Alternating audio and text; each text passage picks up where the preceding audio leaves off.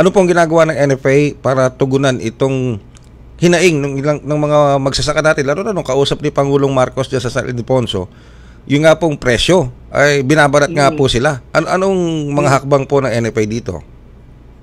Tayo naman po sa National Food Authority, talagang ever since pinag-iisipan natin kung paano nga tayo makatulong sa kanila. At ito nga po, no, itong kailan lang, ilang araw pa lang nakakalipas, nag-reopen tayo ng mga bodega.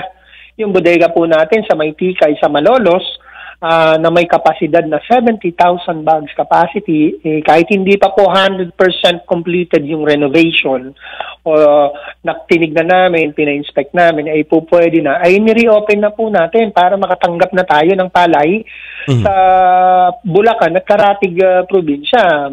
Meron hong mga nagdadala doon kahit taga Pampanga at I think meron din mga taga mangilan-ilan from Nueva Ecija. So, yung mga ganung pamamaraan po ang ating ginagawa sa ngayon at nang makuha natin yung mga palay na magsasaka na hindi barat, hindi mababa ang presyo.